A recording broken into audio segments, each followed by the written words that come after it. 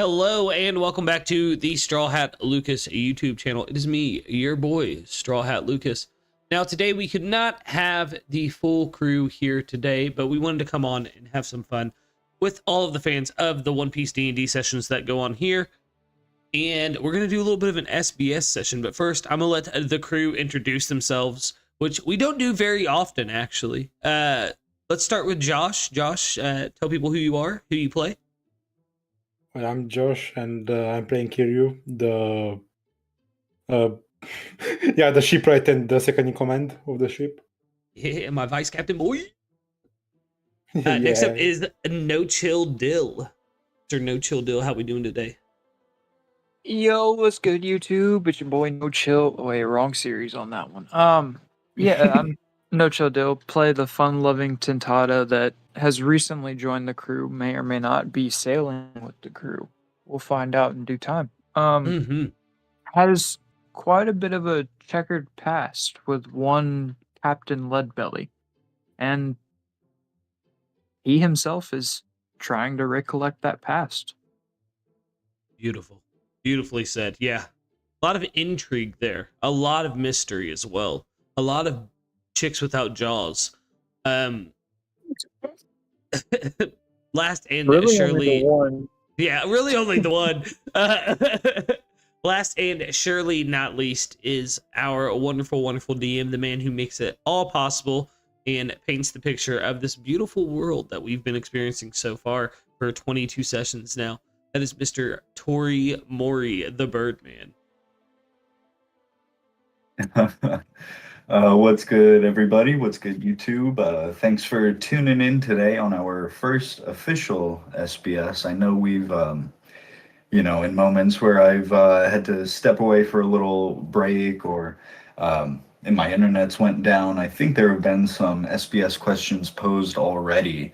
So this will, of course, not negate any of that today, but kind of be a more organized time to see some of the more behind the scenes details about some of our characters, learn a little more about, who they are and what they're about, what their personality is like.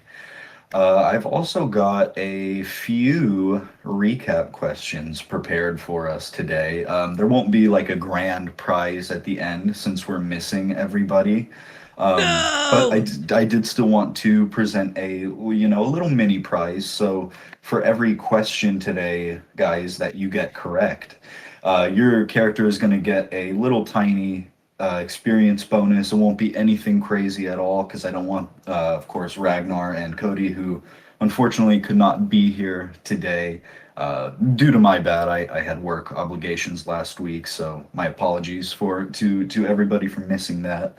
Oh, no worries at all. But yeah, I figure we'll get a couple extra experience points for your characters if you guys can recall some of these questions I have prepared for you. Not so much about last session in particular. This is kind of going to be a general recap from the very beginning of our story up to about the session before last. I have a question before we get started. Yeah, I want to know, and the fans, the people who watch this either live or later on with the VODs up, I need to know, are we meeting back next week or in 2 weeks for session? Partly up to y'all, my party. I have been preparing for a full session for next week. Then that's what we do it, baby! Woo! You heard it here first, y'all. Sakura Pirates return next week! Yes. My apologies on the work stuff. I got slightly strong-armed into taking a Thursday shift, but we will be back on regular schedule ToriMori's next boss. week. Don't make me come down there. Me as in Leadbelly, not Lucas. I do plug this in the work chat, so I'm still waiting on them to show up. That's what's up. We ready to get into it then? I am. Yeah, guys. I'll figure I'll start us off real quick. I just have a general question. I guess in general, for these kind of questions, we'll just start it off with Leadbelly and go down the line of like join order. So for today, it would be Leadbelly, Kiryu, Kief type order, if that's cool. But I have some other questions that might be a little more specific. Anyway, without further ado, guys, I am curious, and I'm sure some of the fans are curious. What are your birthdays? Leadbelly does not know his birthday. He cannot remember it whatsoever.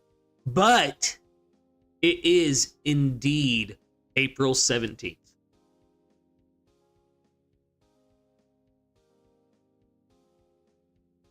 My man's in Aries.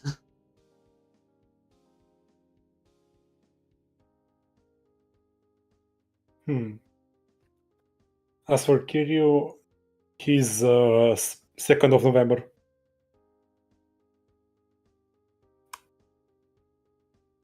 Bill, what about Keith? For Keith, I also had no pre-planning for this. I don't think he would know when his birthday is. I have one prepared. I don't know if Mikey does as well. No, run your birthday. August 23rd. Is that the day the first season of the live action came out? I can drop in the VC chat so as not to break the illusion of it. Okay, yeah.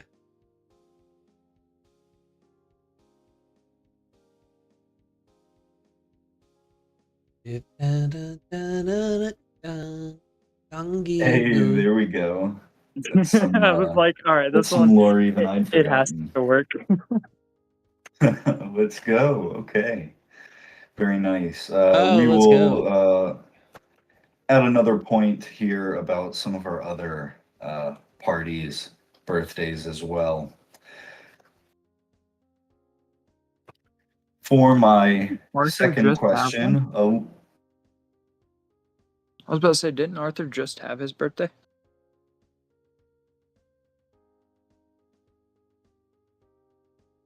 I don't know. Did he, or was that a bit? I thought that was the reason behind the bit, was that it was actually Arthur Morgan's birthday. Maybe? I'm going to have to review some of that. I kind of recall it being a bit too, but I might have missed if he was being serious. If that's the case, that's actually pretty interesting then. What are we putting into Western? Does anybody know? This isn't like one of the recap questions, but I'll if anybody knows, I will award just a tiny little experience bonus to your character. Does anybody know what date it is in game right now? Fuck no. Nah. If you give me less than 2 minutes, I can try and make an estimate based on what day our last newspaper was scheduled for. But I barely know what day is in real life. Well, remember the newspaper came out this morning in game still. Ooh, If that that's gives true. you any... It I did is- say it in, I believe You it was the did. session before last. I know you did. I'm cheating, Jul- so I'm not gonna. Oh, July no. 14th. It was a Monday. I see the vision there, but unfortunately, no. Oh man, I tried. What day was it? What day is it? Anyone else want to get a guess in? If not, the current date is April 18th.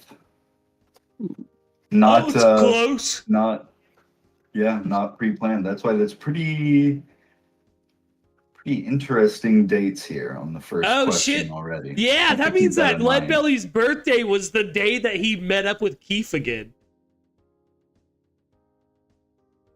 Very interesting.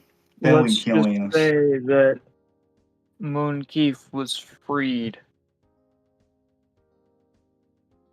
He was birthed. Bruh. No, you could have just left it at No. freed. I could have said liberated, but I chose to say freed instead. You did.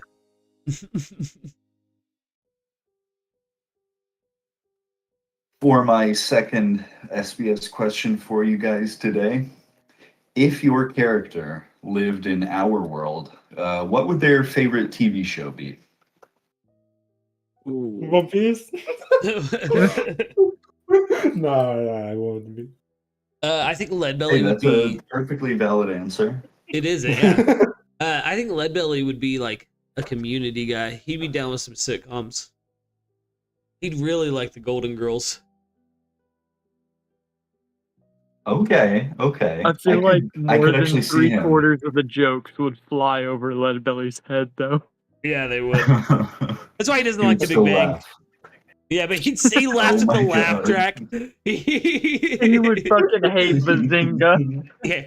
He'd be like, what does Bazinga mean? There'd be like a fucking board on his wall with strings and pictures of Sheldon. What does it mean? What is a Bazinga? Oh, Sheldon Sylvia. Yeah, oddly enough, he hates the Big Bang Theory, loves young Sheldon. Hey, that's respectable. I'm kind of with him on that. Honestly, same. Never sat down and watched all of either of them, to be honest. I've never watched all of the Big Bang, but I have watched all of young Sheldon. I haven't seen all of it, but I definitely caught all the key plot points, I would say. My fiance watched it last summer. It was 24/7 for a while. Dude, spoiler alert, but when they killed his dad off, I actually cried. Dude, they gotta do the George prequel series next. Little Yeah, right. George. Little George, yeah, young George. Just keep taking us back. Yeah, just go back further. Once we're introducing George's father, we'll get a young series about him. It'll be perfect. He's like, oh my god, we gotta find out more about his character. Why was he killed off in this series? P. Willington Bottom they're- Cooper the fourth. Young Willie for short. Oh no.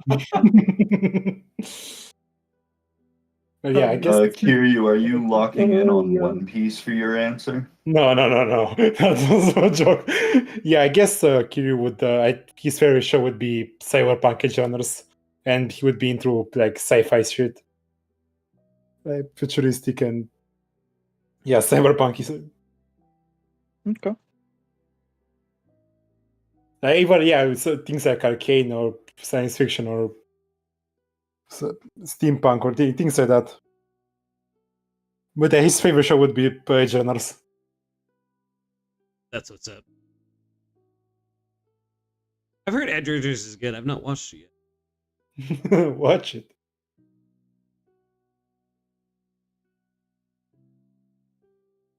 Dill, I think that leaves you, yeah. I was about to say we might be fitting a theme here. I don't know, but Doctor Who? Oh, that's what's up. That makes so much sense. That makes so much. I thought you were gonna say Little People, Big World for a second because you said fitting a theme. Oh, I my mean, word. that would be fitting too. I thought of this one because it's funnier in That is essence. it. I mean, yeah, Kiri would not have watched Doctor Who. He thinks the No, Doctor is not fresh enough. He doesn't have He's style. more of the hard science fiction versus like space opera type. No, more vibe. like he wants things with style, and things that the Doctor doesn't have style. Okay. Some would read that as slanderous, but it's a valid answer for me. Yeah, I read it as slanderous. I think Leadbelly would also not like Doctor Who. I think he would be like, I don't understand this at all. I don't know, what do they mean? Gravity? everything that they're saying to him, he would like fully accept everything that they say is true. Oh, So definitely. wibbly wobbly, timey wimey, he'd be like, yeah, makes perfect sense to me. 100%. And then like he'd actually sit down and like break down, like, you know how people do like episodic reviews. He would do that, but with all the information that he obtained in the one episode, then go on to the next and be like, all right, now how does this track back with last? Like full on dissecting, making sure that everything lines up. Oh, he would go crazy. I forget what the community called those diehard Whovians. Hoovians. Okay, that's what it is. I didn't want Yeah. to say it and be like, you know. And then me be This like, is hey, kinda that's I'm our calling word. The Doctor Who delinquent. Yeah. That's our word. How dare you, Dill? Well, I am playing Kief, and Kief is a diehard Whovian. Yo, shout out Angel's Room in the chat. Angel's Room, who was the former crewmate, Iron Mitch, who has caused quite a bit of a stir. Leadbelly's about to overthrow an entire kingdom, and maybe it has something to do with Mitch. Maybe. Huh? Stay tuned. Find out. What?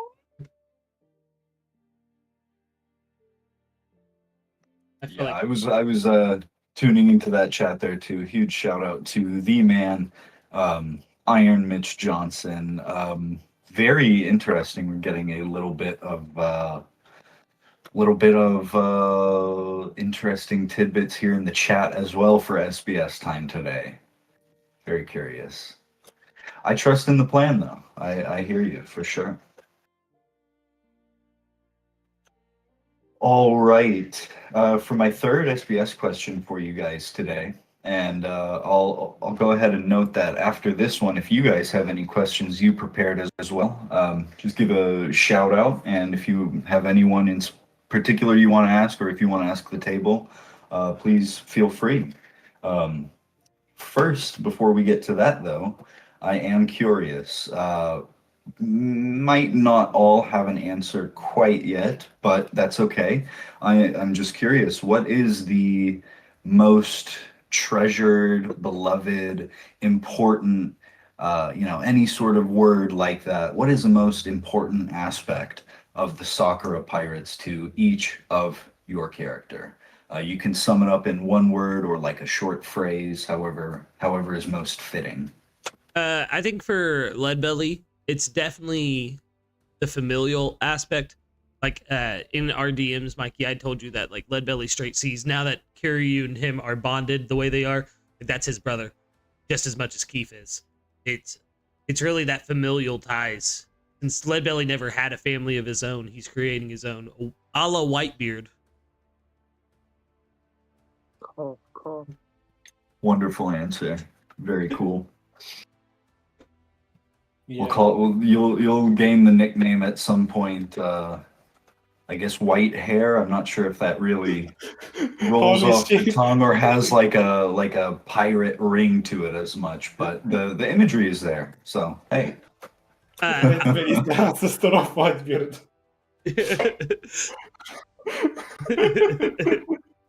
Yeah, exactly. He's his grandpa. Yeah, if I just grow a beard. I mean, well, let's be real. You really only need to grow a mustache. This is true. Gosh, should Leadbelly grow a mustache? Leave it for the time skip. The time skip, Maybe, Leadbelly comes back with a fucking mustache. Everyone. Maybe we can roll for facial hair today, because you guys are all three bare-faced. We could maybe do a little facial hair roll if you like. What's the dice?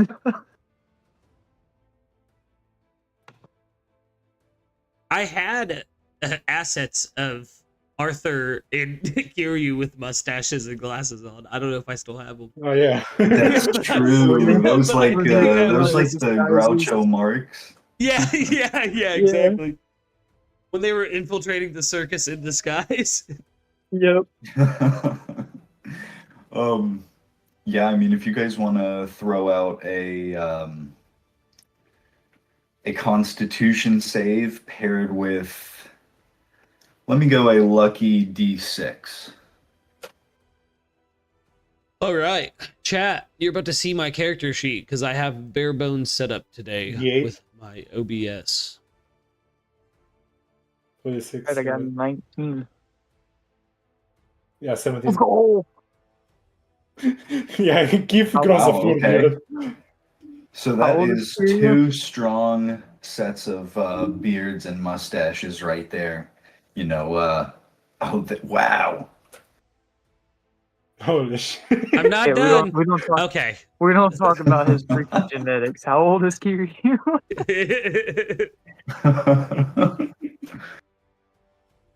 Well, That's actually a good question. How old is Yeah, Kiryu? we got the birthday. We just don't know the age. yeah, he's 19. Okay, 19. so then the roles make sense because I have Kief down at 28 to kind of fit in with him being a little bit older at the time of the Marie Joie incidents. Yeah. As a little bit older than Leadbelly, I'll clarify that. Yeah. And Not Leadbelly a little is, bit older in general.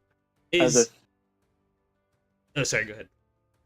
I was gonna say it's not as if he's the same age as. I actually don't know what age Mikey has Mystical set up at. I assumed older. I assume like Leadbelly mid is 30s. 23 now. He started out the campaign at 22. Yeah. Yeah, Mystical is quite a bit older. He's sitting at a. He. So I won't. Maybe I won't speak on this, but it might have been addressed already.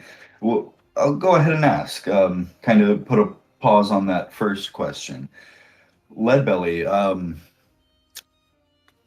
if you said you have Kief kind of as this this blood brother that you've made along the way. Yeah.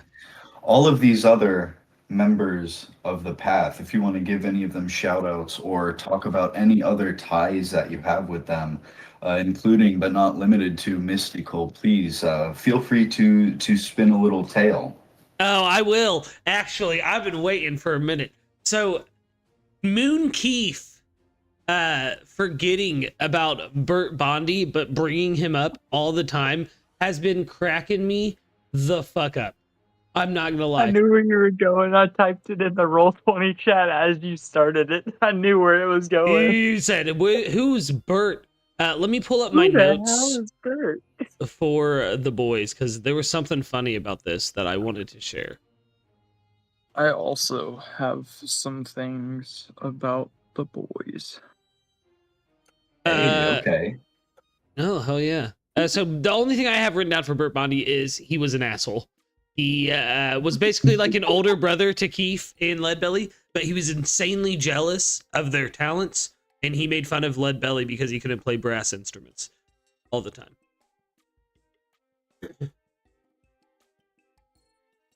Then you guys want to know more about the path?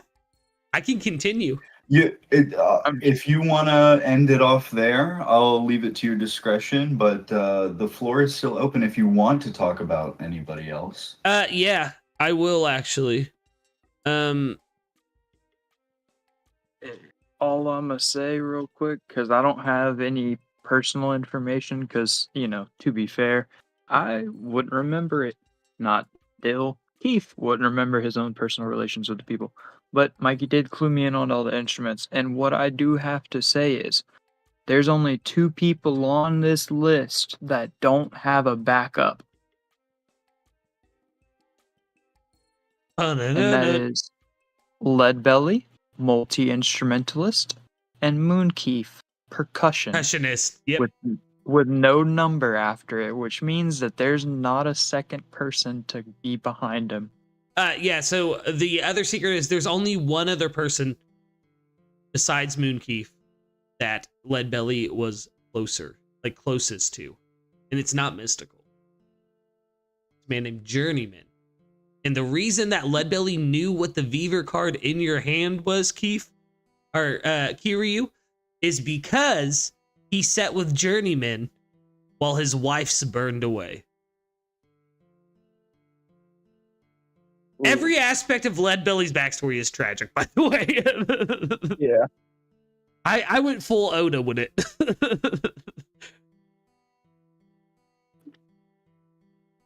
Ba-na-na-na. Yeah, that's what Very I got nice. on Very. our babies. The path. That was a The good baby little paths. vignette, almost of a moment from your past, Leadbelly. That's actually one, now that it's been revealed, that I sort of come back to as like a thematic route. Not to give too much away, but I always felt like that moment that you crafted had a lot of heart to it. It So I'm did. glad you had a chance to share that here today. Um, Yeah, I guess I forgot to kind of fully address those facial hair rolls. Leadbelly, you made the strongest total number. So you, out of the three of you here today, you would probably have a really solid facial hair. You know, not too much neck beard, just enough. It looks natural, comes up on the cheeks, and there are no bare patches. Uh, Kief and Josh, you guys are not too far behind at all. You all rolled pretty strong there, so all three of your characters, if they so choose in the future, could definitely have a nice beard ahead of Let's them. go. Nice. I'll bring it back to our main question here. I don't believe you had a chance to answer yet, Kiryu. What is your most treasured, most beloved, most important aspect to Kiryu for the role of the Sakura pirates in his life? Well, yeah, I think it's kinship. The aspect that Kiryu has people around him.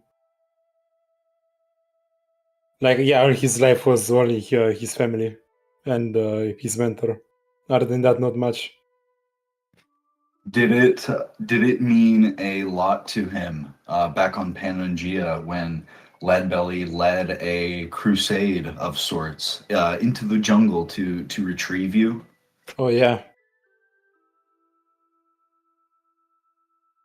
I mean, yeah, Kiryu did not expect that. It was just, temporary thing.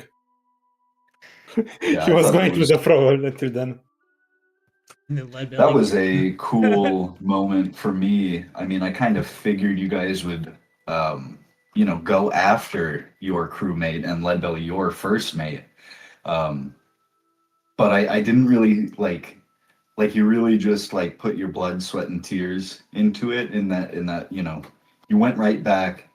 You got boots on the ground, and you literally chased after him. I Oh, really yeah. liked that sequence back on Panangea from y'all. I need to revisit those older Kief. sessions again. Yeah, sorry. Go ahead, Dill. No worries. Yeah, I've kind of been, just skimming through them as we go along. I'm a little behind, but I'm also behind on all of the VODs, so I definitely need to play catch up on the campaigns I'm not a part of first. Kief, I'm tossing that question to you next as the newest addition to the crew. I'm not sure if you have an answer for this yet, but whatever you have in mind, please spin your yarn. Most important aspect of the crew so far. I definitely think it's more akin to what Lucas was saying for Leadbelly's like familial ties, is that when, of course, now that he actually remembers it and is able to flash back to those times, he knew that the path itself was his family for better or for worse. These were the people that if he messed up, it resulted on all of us Yeah. getting in trouble, punished and shit. It was, we helped each other to overcome the shortcomings. So whenever he had kind of, air quote, amnesia, but kind of forgot it, it wasn't a thing in his head of like, I have to find something to replace this. It was just that he knew music was the safe spot for him. Dude, So that led him Ooh, into nice. finding the big band and kind of forming kinship with them, but it's not the level of family like he had with the path, and which he has already experienced one originally with Leadbelly and Marie Joie, but already being with him for less than a day, and it feels like they had never separated. Yeah, I love that. I'm not gonna lie. It's like you were trying to fill that piece that was missing from the path. But he Like, that didn't you even could've- know that yeah, it was but you didn't missing. even know it. Yeah. What's Mhm. crazy too, I have to give a shout out to Mikey, because when we first started the campaign, Mikey sent me the list of the musicians and like, these are your band members. You can come up with your relationship with them how you want and stuff like that. I've been waiting until you get your full memories back to share that with you. If I'm being honest. But I love it. I love it so much because the way share you what said it, specifically? just that little list you made. yeah, the list of like all of like how Leadbelly's connected to all of them. Because Got you. it's Okay. from forever ago, literally from over a year ago. And in that list, it says Moon Kief, Leadbelly's sworn brother. And to see that come to fruition with someone playing the character of Moon Kief as well has just been fucking insane. So, on that as well is when Mikey had given me the list, he was like, here's any of the list of the former path members that were available like at that point. And it wasn't even on a like, all right, well, which of these do you want to be? It was me asking Mikey of, hey, could I have played a person that was a part of Leadbelly's former crew? Because me being outside of the campaign from prior to it starting, I knew all of the stuff above table, and I was like, Oh, yeah. I can help play into that. And Moonkeef with Yes. me and Mikey cooking up, because originally Kief wasn't supposed to be on Santata. I was like, I think it would fit in a lot better for playing out the story if he is a Santata, because then anybody could walk up to him and say, hey, I remember you from 15 years ago. You're my sworn brother. And he would believe them until given the prior notion of, hey, maybe they're untrustworthy. It Yeah. just so happened that the first person to actually do it was his actual sworn brother, Yeah. and who had the actual qualifying marks. That's why everyone that was in the group was just like, well, everyone that was in the big band group at the bar that night was like, hey, you can't just trust everyone that comes running Oh, up to yeah. you. Yeah. But he has a tattoo of my name on his body. Yeah, It's kind of exactly. hard to ignore that. And who the hell is Bert? Yeah. And who is Bert Bondi? I have to answer, if I may, real quick, Mikey. A question in the chat. from The Angel. question in the chat, yes. Take Yeah. it away. What made me want to play a slave? So Leadbelly's backstory is actually a backstory I had planned for a different character entirely. Do y'all remember Group 1?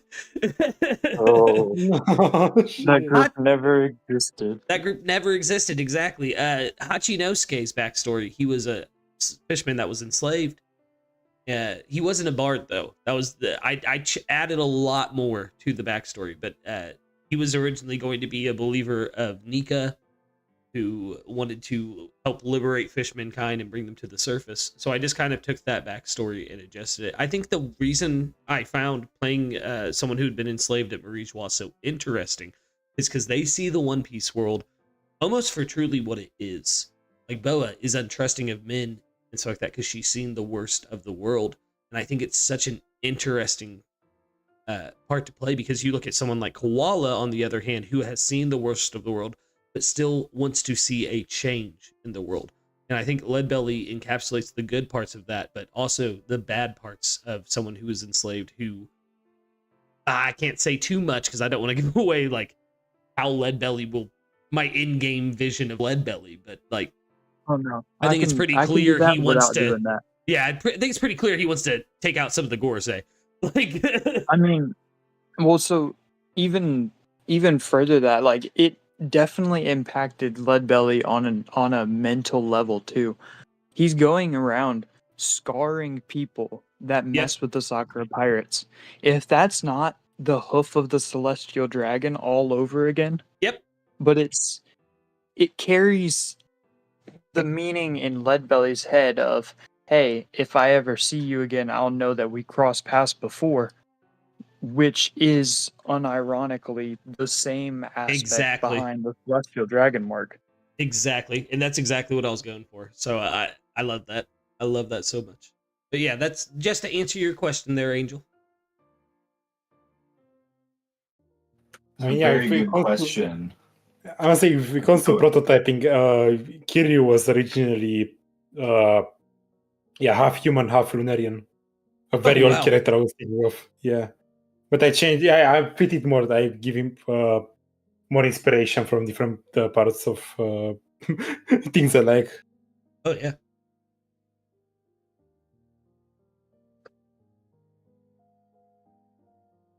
A super good question, Angel. I was curious about that as well once I read it. Kind of already touched on it, and I know it's like slightly a different scenario for you, Kief, but if there's anything else you want to expound upon from that question, feel free, because Kief, of course, was also a slave. If there was any other things you wanted to mention regarding that, feel free. Yeah, like I said, me and Mikey had, like, he had already had the baseline for Moon Keith, and I was like, well, with him being a Tentata, it'd be easy for anyone to kind of pull the wool over his eyes and make him believe the story. You can't make him believe that what happened then wasn't true. So the easiest outcome for it is to have him forget it and slowly remember it to build back up that resilience and the want to fight back against the same stuff that he knows is more than likely still going on. They escaped through sheer will and determination. There's no doubt in Kief's mind. Well, prior to amnesia and after regaining memories of that incident, there's no doubt in his mind that the celestial dragons are still doing that exact same thing. I love that you had to clarify. Yeah, I had to clarify because he wouldn't know the celestial dragons during the amnesia until he started to get it back. And I love Mikey doing the, yeah, you feel the pain, and I'm in that last session, and I was like, no, I got this one. I don't feel the pain, but I feel the phantom pain of this is on the tracks, and like it. There was no pain. Mikey said it outright. There's no pain. Keith still is dealing with that as if it was still bothering him, because it's something that he has only related to gaining back those memories. And so him gaining back those memories in that moment was just kind of a reflexive phantom pain, like I had narrated in the session. It wasn't like his body actions were different than whenever he was actually hurting from it. He was visibly different reacting to the pain. And I will say, when I was walking on the beach, I had never intended to walk to the swamps. I liked that story angle so much more. It was That was a really neat deviation. I was just planning to have him like walk along the beach and then kind of like snap to and be like, "Oh, well, where are my friends?" Oh, okay. But having him have that moment of coming back to in the middle of those swampy marsh and there's snakes all around, I loved it. I think I have a question. Not just because I got the roll dice. If I may, and this, Mikey, I expect an answer from you as well. What is your favorite moment from the campaign so far that isn't your character? That isn't my character. Definitely has to be a tie between Kiryu on the watchtower. Yeah, that was What? gold. Before shooting the cannon, his like the turn of the conversation moment where the guy went from wanting to kick Kiryu out to actually wanting to talk with him because he actually had found a new friend. That, and it's tied with Iron Mitch in the mountains with the entire crew surrounding the entire other crew and saying, "Oh, y'all want to step up in this fight and cause this shit to go wrong? All right, well, we're here to back him up. So if you step to him, you step to us." And it was like the Sakura Pirates walk to Arlong Park moment. It was phenomenal. And then I told Mitch to rip the dude's head off. Yeah. Y'all quickly made me regret giving that guy horns to create a perfect grip on. This is why Vikings don't have horns. Never making a goat person again. If you do make them the actual goat, we can't harm them if they're the greatest. Yeah. Josh, what about you, brother? Yeah, for me, it has to be the reunion of Arthur and Lenny. Like, hearing Cody get into the character and going to the high pitch. Oh yeah, that was great. Like, yeah. Yeah, I feel... if I show our campaign to someone, I show it that moment. Mikey, what about you, brother? Your floor is completely open because you play all the characters that we don't play. You have all. Yeah, I definitely want to. It's so hard because each of you at this point has done something that I really, really love and remember. But I think I'm gonna kind of. I was already thinking this when Josh said that. And it makes me want to go ahead and share it. Mine is with Arthur because he, out of all of you, tends to go off script, quote unquote. I know there's no script, it's all improvisational, but what I mean by that is what I expect him to do, even within like the realms of, okay, he could do option A, option B, it could go this way, it could go that way. He always finds a way to kind of like go around all those curves and do something completely different. And to make a long story short, I guess it would be the separation from Lenny, all that doubt that he was expressing due to the memories of Lenny getting brained. I mean, he distinctly remembers in the middle of a gunfight seeing Lenny get popped in the head. So that combined with his excitement over reuniting with Lenny, you know, that whatever is going on there still being a little bit up in the air, yet him saying to Lenny, I want you to go off, you're still young, you have a lot ahead of you. It was a really emotional moment, one that I wasn't expecting. I kind of figured he'd want Lenny at his side for a little bit, or he'd let him tag along type of vibe, but he wasted no time in telling him, get to the East Blue and get out of here. I really liked that moment, just to put an answer to one. Just to give mine real quick, mine is actually, I have so many, like just little moments that fucking killed me. Like Mitch ripping that guy's head off is always going to be one. Or Kiryu saying, well shit, as a wave of water comes through the side of the ship and sweeps him out to sea.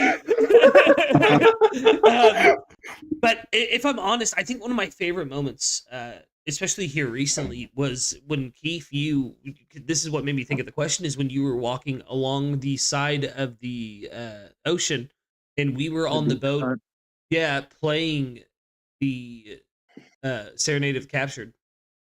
And you could hear the music and like the way that Mikey and you played that out, with Mikey describing the notes appearing before you and you stepping in time with each note. Like, it was just, even though there wasn't visuals to it, it was just such a visually appealing moment of role-playing. If I had to choose one that was mine, it would probably be when I crashed the fuck out on that NPC. I got really into the roleplay. I think that was the most, like, I'd ever been fully, like, 100%. That was not me talking. That was Leadbelly talking. I love that. I love moments like that where you really have to advocate, you know, like, this is my character, this isn't me. Yeah.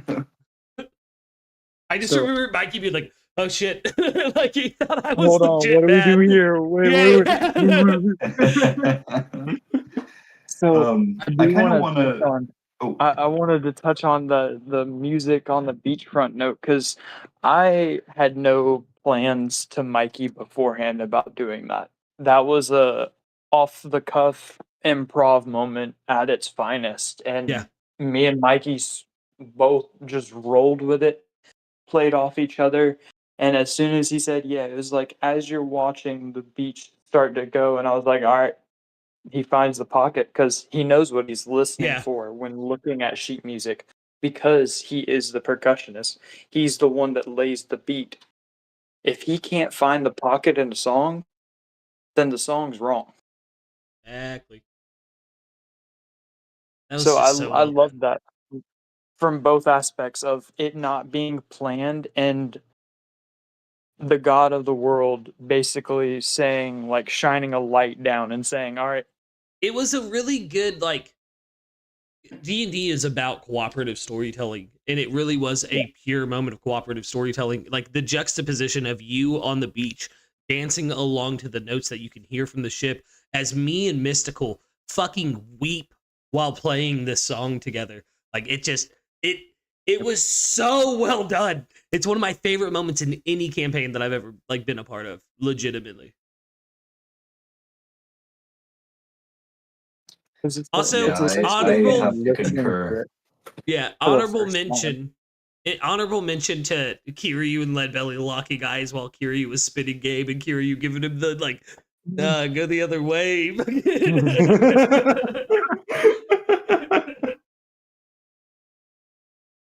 Yeah, the little comedy moments, I feel like our fan level, or however you might put it, of One Piece kind of really comes out, especially with you all in those little moments. I feel like I can see the paneling done in Oda's style of like, just these little things happening in the background, like akin to like Usopp getting dragged around in the sand in Alabasta because he passes out, or um, yeah, like the little glance that you gave, it set you up, gave Kiryu a little more depth in a situation that really we didn't really have any inkling of. There was kind of some sparks in Rio Machi, I recall, but nothing that really had time to play out the way it did there at the club. And I think there is something to be said about storytelling through comedy. That's something that One Piece does great. Simple jokes, gags, sight gags, and all that can oftentimes hold significant plot points. So I think that's super cool that is so flawless. Well, maybe not flawlessly. I don't wanna exaggerate or anything, but um, it does feel flawless Yeah. at times the way it's injected into our campaign.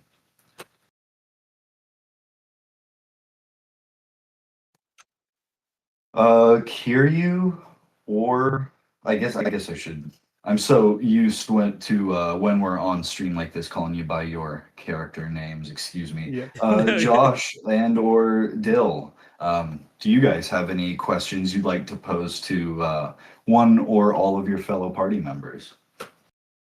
Oh yeah. My question is, what's your character's theme song?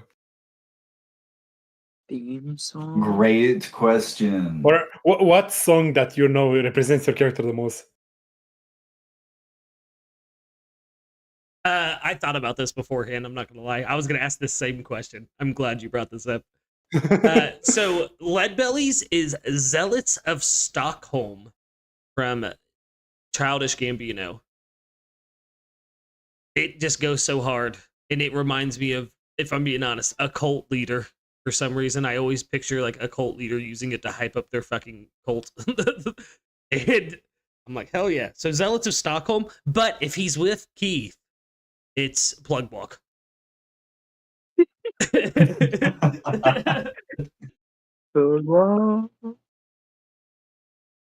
I don't even understand how to bring my Skirt. All right. So Before Lucas threw out Childish Gambino song, I was gonna say "Eye of the Tiger" by Survivor because of just the drum line of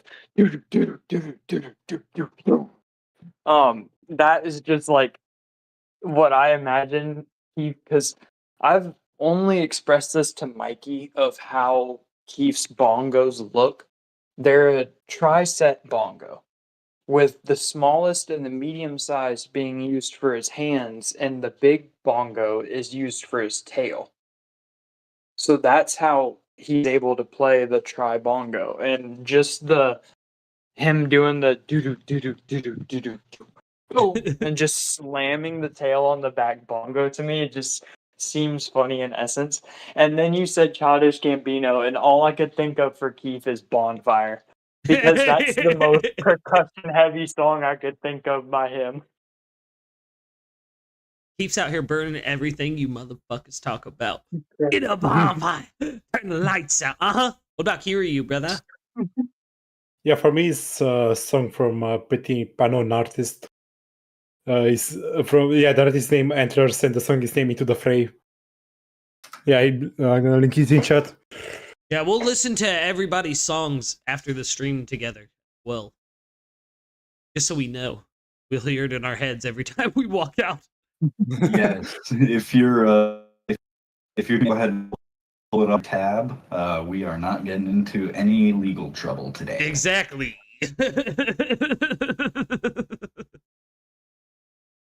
Yeah, that's a very fun question. I agree. I like that. I love little personality, real world questions like that too. Dill, any questions for us? Ooh. I have more, by the way, but I figured we're doing it like one by one, kind of. I literally had none, so I'm just coming up with one on the spot now. In the crew, who's the person that your character trusts the most and the least? Fantastic question. You actually beat me to that one. That was one I had for a little later on, so perfect. So technically, since Kief, while in the crew, has not set sail with us yet, I can't answer Kief as my most trusted. But I can say Kiryu until Kief gets... Yeah. Actually, even then, I don't know. Like, I think it'd be like pretty even that Leadbelly, like, because like I said, he now sees Kiryu at the same level he sees Kief. That's his bonded brother. You know, Kiryu and him are branded together, just as him and Kief were. So it's a very similar bond. As far as least trusted, Spinny. But at the same time, Leadbelly loves Spinny. And it's like, he's a fucking piece of shit asshole, but he's my piece of shit asshole. And he's been pulling up. He's been pulling up for the crew lately, too. I'm not going to lie. Yeah. Yeah, not me expecting you to be on Cody type time and then say Elder Squint. Oh, no, Leadbelly's got an eye on Squint. He has more trust in him than he does Spinny, because he saw Spinny come from a different crew. You know what I mean? Yeah. Definitely makes sense. He was your guys, like first boss. No ifs, ands, or buts about it. That is what I designed him around, and I really did not expect you guys to take him under your wing right after. Kidnapped him. We the stars aligned, man. Yeah. And he's the type. Yeah, he was not the type to fight that necessarily. He was pretty inspired by you guys in a certain way. I mean, certainly inspired enough. I don't think I don't think he would have taken those heavy hits from Knight Rider for Captain Rivers. I'll say that. Oh, hell yeah. Nice. I feel like Spinny will be the first person to take on the brand besides me and Kiryu. And potentially Kief, just because we have to cover up Kief's hoof. I'm gonna make a mini one for Kief. yeah, a mini one for Kief. Kiryu, your answer, brother. Yeah, for me, the most trusted is Leadbelly, and the least trusted beforehand was Mitch. Yeah, before Okay, he left. that could still be your answer. I mean, he is technically still part of you. If you want to lock in that answer, I'd accept that. I mean, right now, I think I'm the most untrustworthy of the twins. Hey, Yeah, the Mo! two Ooh, just brothers. as a collective. Yeah, like I just don't know about them. I love that they just joined the crew like not too long ago, and Leadbelly's already like cooler than Spinny. Yeah, yeah, I think that would be easily manipulated by an enemy. Ooh, wait. Leadbelly wouldn't think that. He wouldn't think about the fact that they might be easily taken or easily swayed. He's too trusting. Damn you. I mean, but to be fair, we say they're not easily taken when one of them has already disappeared. Yeah, exactly. This is why I'm the vice captain. And this is exactly why I need Kiryu. Oh goodness. Bill? I think for Kief, since he hasn't really had too many interactions with the crew as a whole, outside of even setting sail with them, he can't speak in terms of the Sakura pirates aspect of it. But from what he's seen of their individual characteristics and attitudes, he obviously trusts Leadbelly the most, but secondarily to him is probably Kiryu, because he's seen the respect that Leadbelly holds for him, even during the bar scene on the first night, and then the bar scene on the second night, and then the bar scene on the third day. There were a lot of bars.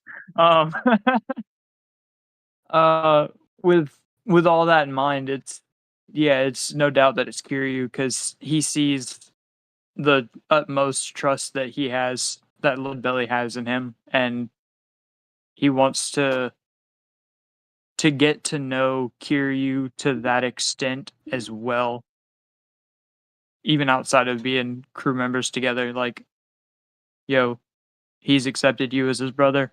I've already accepted him as my brother. Time to find out why. Nice. Be like just the deepening of connection between the two of them for serving Leadbelly. I think it would That's play super into cool. the more of a full crew dynamic for it. And the person he trusts the least outside of the crew dynamic and just character interactions, I hate to say it because I always have complete faith in what Ragnar does with his characters. Kief does not know what the fuck to think about Abyss because of the fact that the Beast just showed up. Now, he doesn't know that the rest of the crew had really only just met the Beast too, but he meets up with the crew, and then on the second day of meeting with the crew, realizes that one of the crew members is actually two instead of one. He's like, yo, hold up, wait. That wasn't clarified to him. Does anybody else know about this?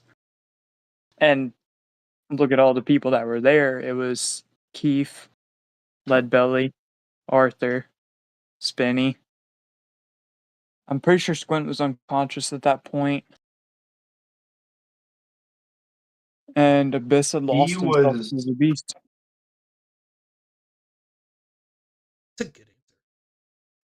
It's a very good point. Very very relevant, especially in terms of that timing there, and that scope of knowledge is not entirely transparent for Kief just yet. Not for he's not attached to the crew. He's just attached to them as people so far. So it's like, yo, you think feel you like know that. people, essentially. Yeah, I feel You like think that you know interim someone. period. That like interim period is always interesting.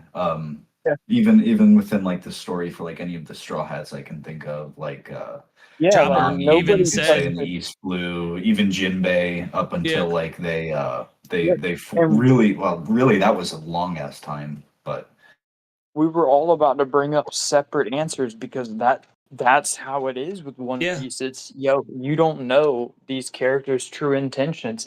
It doesn't matter to Luffy. Yeah. Luffy accepted Chopper just as he accepted Jinbei, just as he accepted Robin. All of them had But different then, intentions.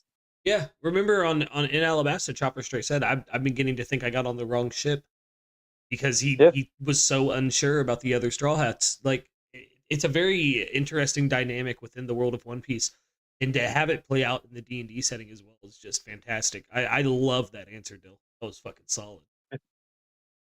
And that's why I said no hate to Ragnar. Like I am one of the main advocates of I play most of my games having my characters attached to Ragnar's characters because that gives us the jumping off point of like, hey, build the relationships out from here. We know at the end of the day, like with NoChillDill and Lord Azra from Group 2 RIP, it was at the end of the day, DL joined the crew under the false pretenses that Lord Azra had already joined Scarlet as a captain.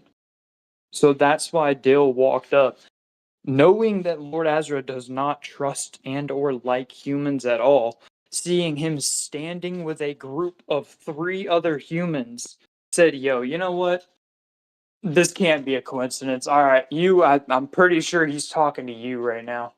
You're my captain." It was no attachment to the Scarlet Pirates. It was complete misunderstanding, but that's how me and Ragnar had set up those characters. It's like this is out of anyone else in the area, this is the one person you know is there for you kind of situations. for sure, I see the vision and it comes through clearly in the game because yeah, it's just strong characterization. I guess at the end of the day, it's good character building on the front end, and yeah, you guys always have a strong suit of that kind of thing. You know, having like a bit of an outline for the vision that you want to take your characters in. As much as I love that duo, I also like that you guys are kind of a little separated at the moment and have time to fully build that from the ground up in this one because Yeah. you guys do have really good like banter and good dynamics. Yeah. And that also plays into why I love being a Tentata and in this campaign is like any character can walk up to him and provide him any information for a story. He's gonna believe it. Yeah. If Gullible Abyss boy. walks up to Kief and says, "Oh, the reason that I'm sailing with the crew, even though I got Zabist inside me, is because both me and Zabist have saved Leadbelly's life." Kief wouldn't ask Leadbelly, "Hey, this man saved your life." It'd be every time he saw them standing next to each other, he'd be like, "Damn, I wouldn't have got to see Leadbelly again if it wasn't for Zabist and Abyss." Right. And it would just turn into admiration for them. Crazily enough, Abyss joined me and followed me because I fucking beat him in an arm wrestling contest. Yeah. Which, albeit, Abyss also doesn't have that much information on the world, which we can say that above table is Kief doesn't know that. And the basis of understanding of Kief's knowledge is all informed knowledge, as well as him gathering knowledge to some extent, is that he doesn't know how old air quotes Abyss is because they haven't interacted like that for him to gather any type of information like that. So he doesn't know that Abyss is air quotes a shadow homie that came into existence a few months back. Yeah. Not even is that old. Mhm. So he's already coming into the notion that this person that's sailing with us is around the same age as us. because Mystical's on the crew, Leadbelly's on the crew. He's seen how old Arthur looks. He's seen how old Kiryu looks. He's seen how old the other NPC crew members are, and he's like, okay, so we're all around the same age. And then doesn't know about Abyss, so he just assumes is like, yo, all right, so well, Does what does he know? does Kief think Squint is also around the same age? So, given the fact that he saw Squint while he was sleeping, he hasn't seen Squint moving around because I don't think he was. Was he with Tweedleham and Tweedledum whenever they were in the? They got drunk at the bar. He was, Together. yeah. They were like a trio that night. Yeah. Well, also, we can't rely too much on the first bar night because of the fact that Kief ended up fading into delusion. So I don't even know how much Kief remembers of that night, other than walking the beat front and meeting Leadbelly, obviously, because that probably would have been the only two things he focused on that is starting to gain some memories back and it relating to Leadbelly. But on the second day, when we were at the big show or big house for the big band's performance and the contest, I'm pretty sure Elder Squint was there, and if he wasn't there, then he was asleep on the boat, which is when Kief would have seen him. But he would have been like, hey, that it kind of would have played to him as kind of like a Doc Q situation of like, Oh yeah. damn, he looks old, but everyone else here is this age, so he must be this age. Ill. So he's probably like on the higher end of the 30s, but he still thinks he's around the age. Elder Squint gives Arthur tuberculosis confirmed? Question mark. Confirmed. Who knows? Who knows? Find out next Find session. out next time. I have a question to just to kind of give the chat a little bit of something too. So what are like your characters' direct goals after we figure out the shit at Mantangs? Find my sister. I knew that was coming. I think we all did. That's the reason we came to this island and then realized, hey, no, it's not actually this island. What about you, Dill? I think Kief's most pressing concern outside of figuring out who the hell Bert Bondi is,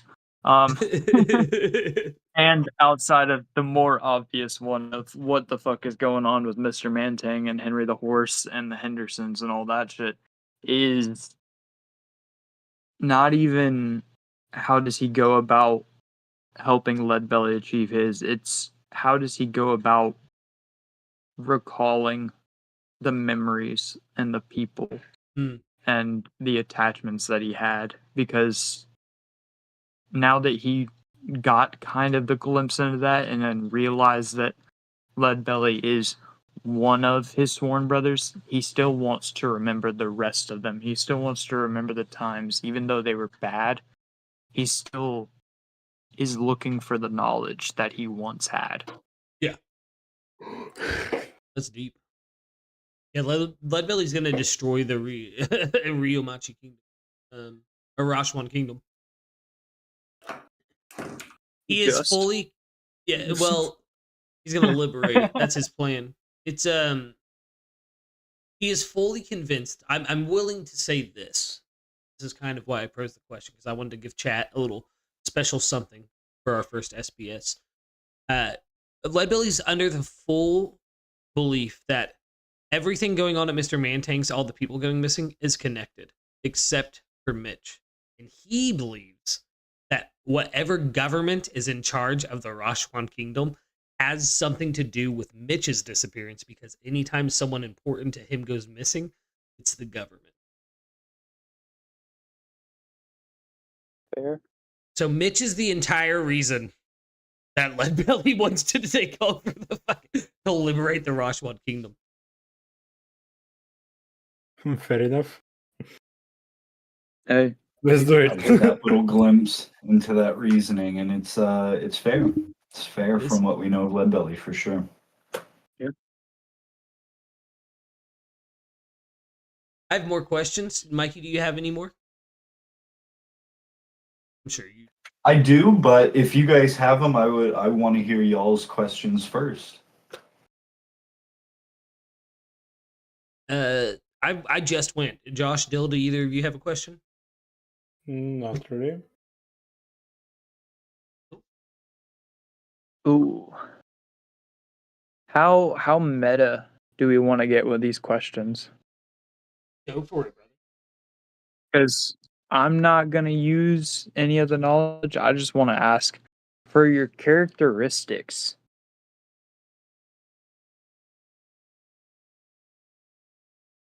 Ooh, which one do I want to go with? Because I could take the cop-out answer. I know Mikey knows what my cop-out answer would be. I'll pick the ideals. His first ideal is he wants to be truly free, which I feel like I've expressed that through the story. Is his way of being truly free is by being lost in the music. That's Yeah. why he walked down the beach. That's why he got lost in the marsh and swamp area, is because he was free. He was enjoying what he was doing in the moment. He didn't care about what was going on around him. And his second ideal, and this is due to the relationship building and that he has experienced since being out of the world government custody, is he actually believes that Mr. Manting is truly trying to free the world's slaves. Now, that may be because he's bought into Mr. Manting's charm. That may be because he actually has undying faith in him. Yeah, he may think that he's working with the Hendersons to capture people. It's,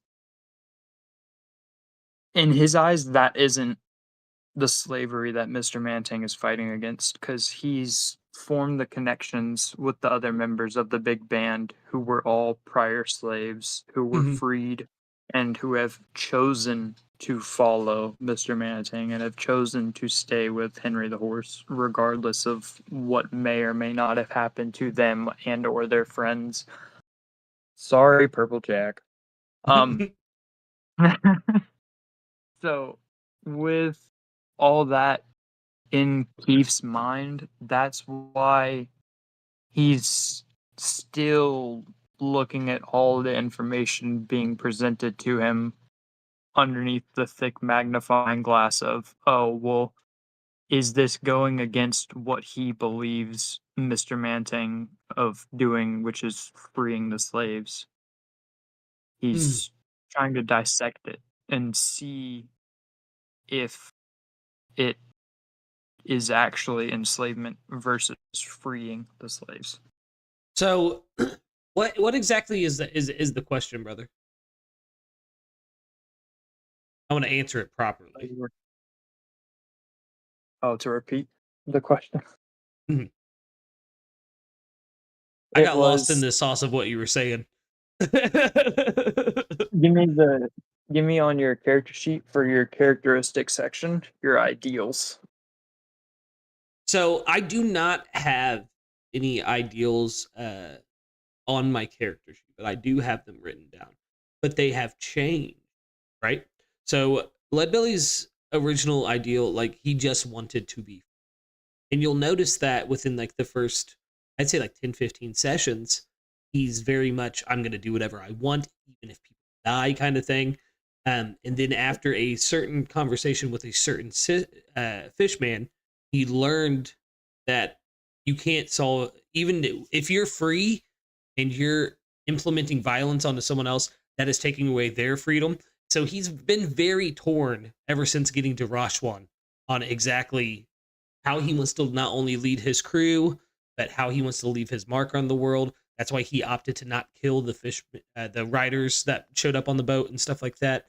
It's why he opted to mark them, which we talked about deeply earlier. Leadbelly's still trying to figure out exactly.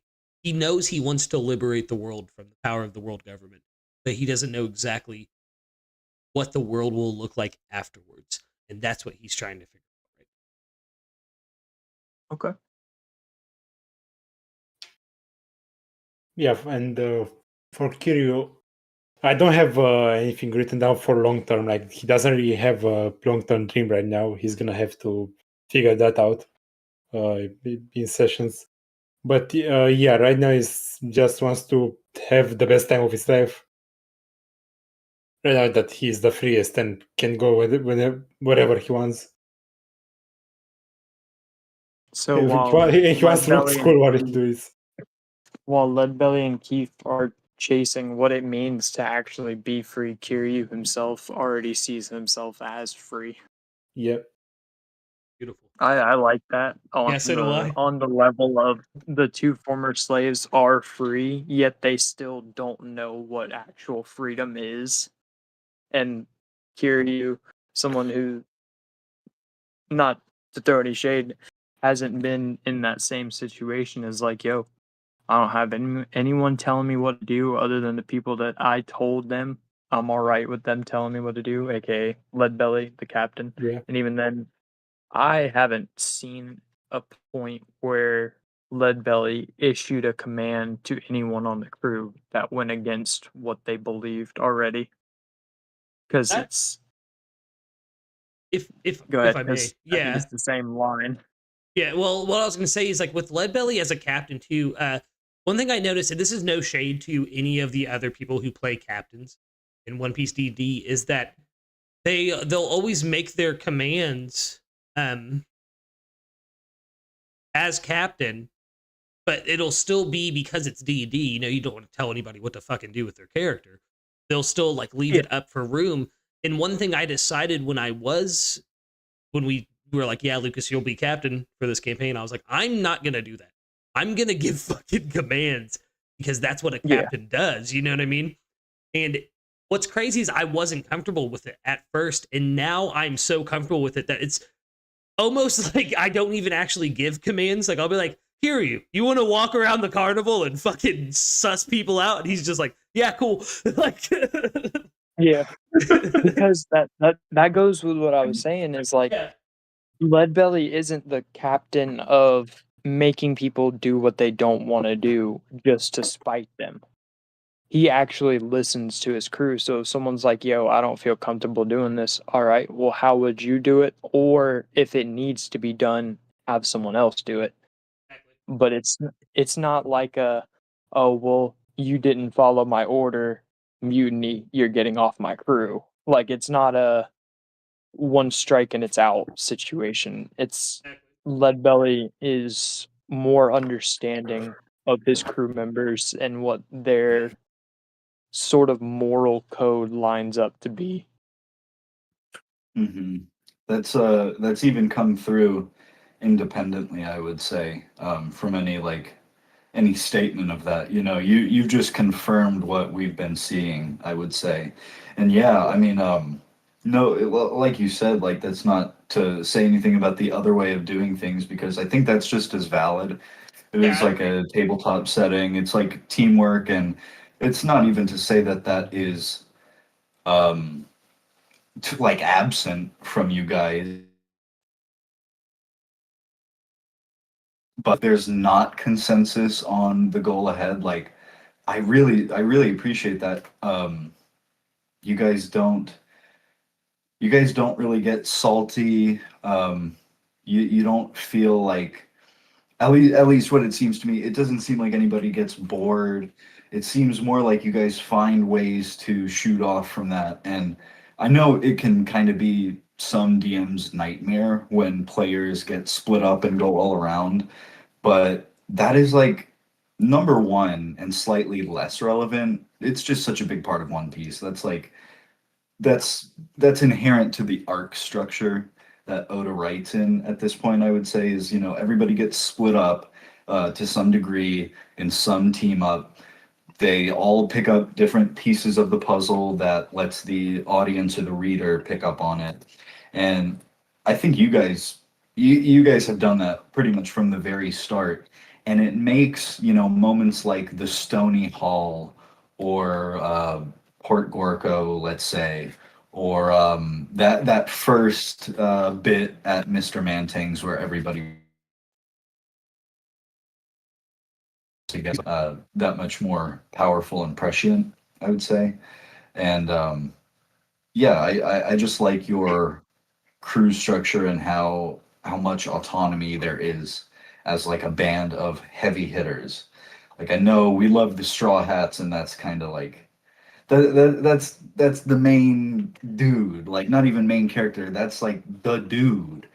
But you guys is, and you know, this is also partially due to the recent plot developments. You guys have a little bit of a rocks thing going on, if dare I say it. You guys have, like, in terms of crew dynamic, there's almost like a bit of that going on where you're more of a crew than the Rocks Pirates have been presented thus far, I would say. But there is a lot of independence with each of you.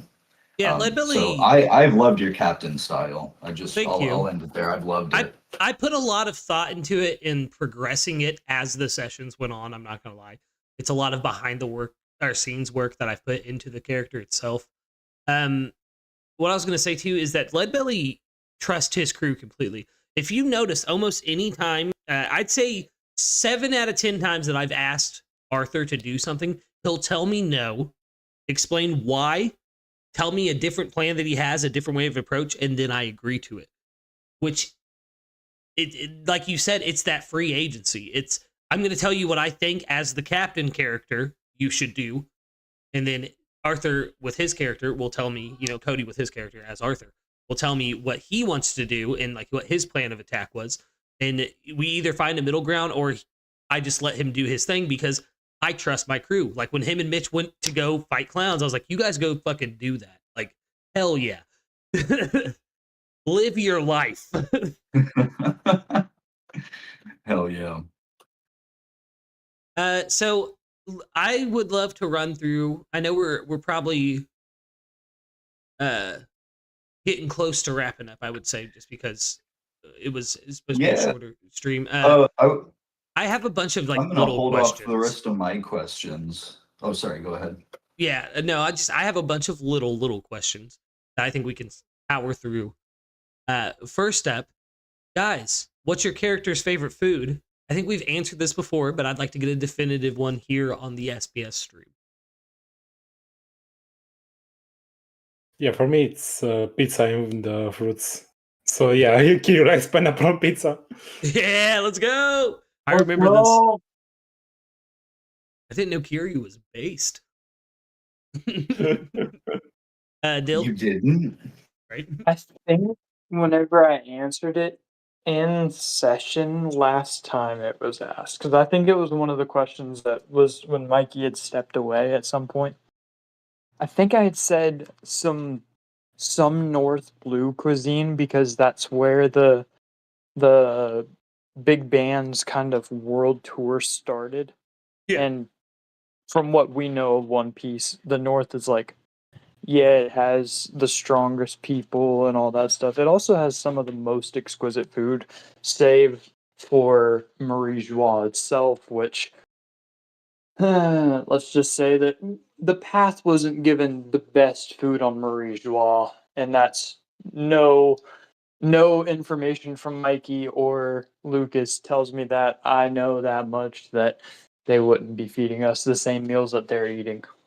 Wait, you do have information that the food was bad. Remember, Kief gave Leadbelly his nickname because he would eat the food at Marie Joie with no problem.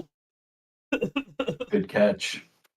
Good catch. Yeah, they gave they definitely probably gave you guys a lot of scraps. Yeah. Gruel made of gruel. Refried gruel. Yeah, so Leadbellies would be a vegetable medley made within the Torino Kingdom, where they add specific blends of herbs and spices to the vegetable medley that are only native to Torino. Okay. Nice. Great answer. I have more. We already did the song one, which, gosh, what a peak fucking question, like straight up. Yeah. This one's for our devil fruit users. Does your devil? This is a very Oda question, by the way. Does your devil fruit affect your genitalia? Yes. I'll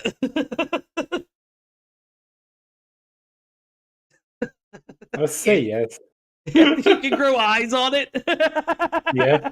Ew. Ew. Ew. Goodness I don't like gracious, that yo. anymore. I will Yeah. reluct to let Mikey answer my question. Yeah, also, if I can do it, doesn't mean that I will do it. Yeah, same. Yeah, but you shouldn't have ever clarified whether or not you could or not.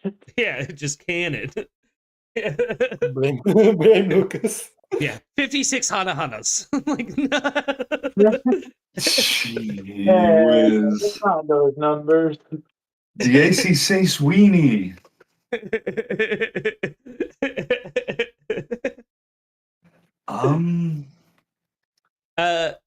I mean, I suppose for like Mitch, it would be the same yes as like in the same tier of yes as Kiryu's. Kind of gets Ooh. grisly, maybe. I'm Yeah. an image. His girl There's misses certainly him, so he makes a Hold on, small hold on. portal. Yeah. I Oh was God. just about to ask because we got to think. We know how long Mitch can forcibly keep the portal open for. Is that really healthy? Oh my word. And we know the portals can chop things off if they close. Like, yeah, I wasn't gonna go there, but they're Yeah, let's- certainly they're interactable. yeah. Don't wanna let that fruit get in the wrong hands. This one, this next question I got for us. Which NPC is your favorite that Mikey does? Big ass. I mean, sorry, we don't know the names of those characters yet. Hold on, let me think of a new one. Little ass.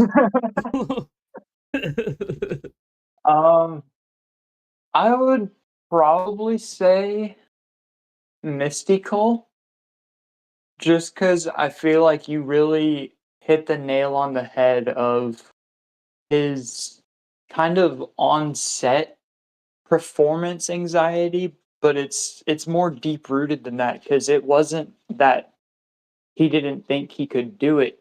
It was that he thought his career as a musician was over because of him losing his fingers. And then just the play around of Kief and Leadbelly are there for him just as they were on Marie Joie. I think that fully cemented this trio as, hey, we are the new path. Yeah. Starting now, we are recruiting members. I just realized that we still haven't got the beautiful moment. Kiryu giving mystical fingers. Yeah. Yeah. We've only got the Leadbelly Yes, he's conjuring missing. fingers on his Oh, yeah, hand. he's not. Which, that's why I thought in terms of PC to NPC interactions, I thought that was one of the ones that stood out to me the most was Leadbelly to Mystical of, hey, you remember the songs. Have my fingers help you. Yeah. And then he just looks down and sees fingers on his hand again, and then the immediate joy that I felt conveyed through Mikey felt like I was watching Mystical in person be able to relive his musician dream of being able to play again. It's like I said earlier about like your moment on the beach with the music notes and stuff. It's sometimes the D&D, like the role playing gets so good that you can visualize it perfectly in your mind. And I agree, that's one of those moments as well. Josh, what about you, brother? Here. Favorite NPC? All right, I have two answers on this. The first one is the tower guy, Ariano. Yeah, we're getting him. And the second is my brother's dog, Sid. Yes. You should have kept the dog. I'm keeping this arm. I'm keeping this arm. You can leave my crew, but your arm is mine. Who knows? I mean, who knows? He can return the story. Right? Mm. Mine is, dude. When we first started playing, it was definitely the mayor of Ryumachi. Are you Mayor Belvedere? Yeah, Mayor Belvedere, who has shown up at the fucking circus as well. Yes, I love seeing his token there. I know Yeah, Mikey was Tanji. just throwing it in there. I loved it. Yeah, it's so good. That is his twin brother. But Yeah. the brother Smellvedere. Smellvedere. No, but I would have to say either Mystical or Squint. Anytime Squint gets going, like really going, it just fucking cracks me up. Like, I picture him as being like really fucking old, because he is. And then, like, whenever Mikey is like, "But that's how we have to do it, Captain," I picture him like doing like finger guns and shit like that, like snaps. And I'm just like, Squint is an active old man. But I do think that with Mystical, like Phil said, you really have tapped in completely to the emotional side, where with Squint, he's a fucking enigma.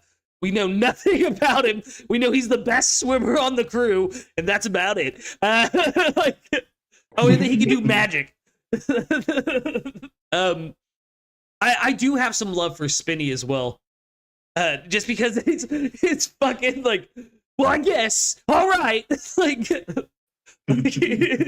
I loved that moment where you guys were interacting with Spenny, and you were kind of talking about, like, what are you trying to get out of life? Like, what are you getting out of being on this crew? And I came up with something like, I really want to like beat the hell out of nerds, and like every now and again, one really strong guy. And you all I thought at least Mitch would be like, "Hell yeah, brother! I get what you're saying there," but even he was like, "Dude, what the fuck? Like, what is this guy on?"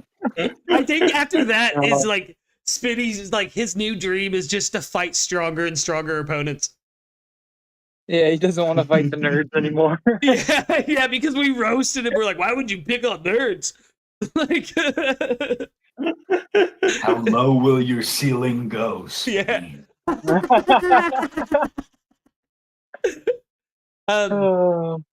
So, is there any? All right, this one's kind of a deeper question. Actually, first I need to know, Mikey, who's your favorite NPC that you've got to play so far?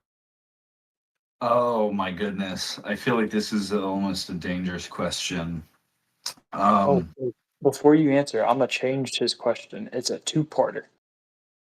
Which is your favorite NPC, and which NPC character interaction moment did you like the most? Because we kind of all touched on both of those as well. Okay. I'll give kind of a twofold answer to the second. The Spenny one I just said will be like the comedy side. On the more dramatic side, I think I would go with, it's kind of a toss-up, pretty tough. But I think I'm gonna have to lock in on the very early interactions between Abyss and Turner. I really, I was having him as a character. I don't think this is any secret. I'm not saying it, what his cards were, but he was playing his cards pretty close to his chest there at the start. And I know he really has been gone quite a while. It's a big world. Who knows where he could be yet. But I really loved Abyss's like infancy, like we've been talking about. That was like very evident, I think, in that interaction before even Tile showed up. And yeah, just an interesting moment. I'll kind of have to cut my answer short the more I think about it. But Listen, Leadbelly takes everything his crew says to heart. He has not forgotten that Arthur wants to kill Turner, and he will see that sure that Arthur gets to. It's crazy. He planted that shot like right Oh yeah. dead on him, and it's still. I know some of that is just kind of like the roll of the dice, but in the scope of the story, he essentially shot him straight on, and Turner like all but squeezed the bullet out of the wound. Yeah. Which is that was fucking another nuts. good moment. That was a great moment. I'll go for. You said what else is left? Favorite NPC, and did you say least favorite too, or was no? No, You it just was said favorite. favorite and then NPC PC interaction. Yeah. Plenty of those. I could keep going, but favorite NPC for me, I would say, was Ty O'Connis thus far. I love Ty There's so another- much. Yeah, I mean he was a interesting like addition to the whole dynamic.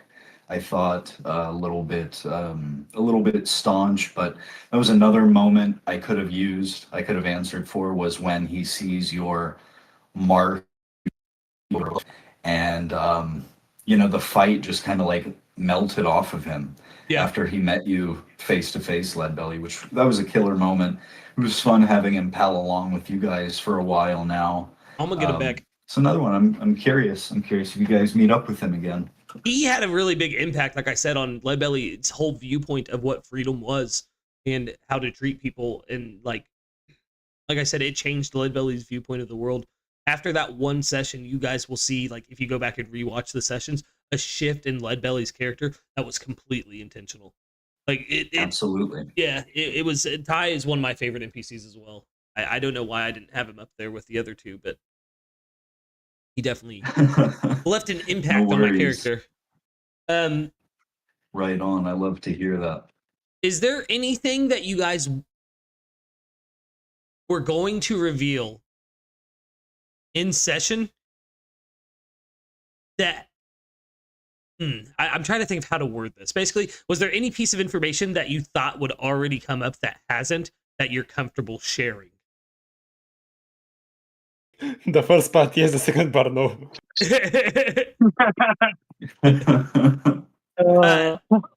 There's one missed opportunity for me. It was just because Kief has already said this in session as well. Leadbelly and Kief have come face to face with the God's Knights before. Yeah. And when Kiryu and Leadbelly were bonding on the mountains of Ryumachi, or Pangea, I mean, you had said something about wanting to fight people up at the top, and I was going to tell you then you should hear about the God's Knights and like tell you a little bit about like their strength and shit like that. And I missed the opportunity to. I can't remember why. I think we cut away to someone else or something like that, and I was going to bring it up when we got back. No, I remember what it was. A fucking bird from the fucking Torino Kingdom went across the sky, and I freaked out and was like, I know them!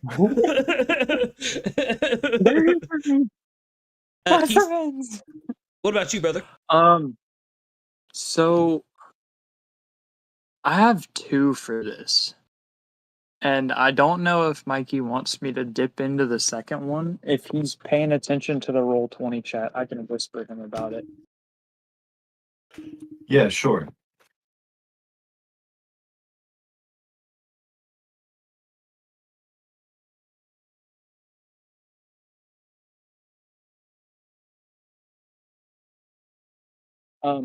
So the first one, it kind of is dealing with Kief's own sort of like how we touched on earlier of like Kief's trying to find what it means to be free. Kief already knows what it means to him to be free. But he doesn't just want himself to be free. He wants the rest of the world to be able to experience the same freedom. Mm-hmm. So that's why he was traveling with the big band, is he was able to have around the world people be able to dip into his version of freedom of losing yourself in the music and being there in the moment.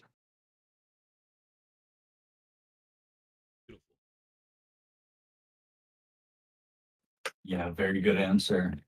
As to that second point you DM'd me, yeah, I mean, you have been in water, so you do not currently have one, but you can speak on that. Yeah. I'm not quite sure specifically what you were wanting to say, but yeah, you can speak on that however you like. That's exactly what I wanted to bring up about it, is that we did have the setup in the beginning of like, is Kief a devil fruit user? Because I know like Lucas 'cause- above table had asked that question. Like it wasn't Leadbelly saying it because Leadbelly Yeah. wasn't in the scene. It was Lucas saying, "Oh my God, does Kief have a devil fruit?" Yeah, because you stepped in the water and were like, "How deep is it?" And I was like, "Oh." Well, so my question asking that above table is, Mikey had already orchestrated to me that the waves were rolling in. So I, knowing how tall a Tentata is, knows that a wave, regardless of its size, would take him the fuck out. Him not being a devil fruit user, just being capsized by a wave that's less than a foot tall would take him out. That was my intention behind it, and I liked that me and Mikey kind of played it up as if there was a devil fruit there, because then we were able to kind of hearken it back to him dealing with his amnesia, and him stepping in the water almost triggered that exact same sort of pain. It wasn't a devil fruit user losing consciousness and losing control over their own body. It was the pain that was brought back by the memories that caused him to be in that debilitating condition, essentially. So that was what I had DM'd Mikey about, is like, we had the whole setup as if Kief was a devil fruit user, just for it to have not been brought up yet that Kief doesn't have a devil fruit. Yeah. There's nothing that would have actually done that to him other than him being in his own psyche about learning all this information again and relearning the pain that's associated with that information. It is very curious how readily and how readily and intimately you kind of tie that moment to like devil fruit usage, a power. Understandable. It was meant to kind of elicit those thoughts and questions, if at least for a little bit. But it's a good point. I loved it. And it's a good answer. It was a great diversion of expectations, because I'm sure Lucas wasn't the only one that immediately upon seeing someone go into water and then them losing control of their body and going limp, the first thought from our above table knowledge of the One Piece world is, yo, that happens to devil fruit users. So it played to it on two levels, and I liked that, because whenever Mikey had given me the character building stuff in the beginning, but way before I even like had a set up date of joining the crew and all that. Speaking of, I went back and re-looked through the information that Mikey sent me on all the other Path band members and their instruments they played was exactly 1 year ago today. I found that out earlier. Just forgot about that. No way. Yep. 8/28. Wow, good 24. catch. Oh, that's wonderful. That's so cool. Happy birthday, Keith. With kind of like the character building and stuff, he had sent me, he's like, and if you want a devil fruit, talk it out with me, we'll make it work, you know, how DMs do, you know?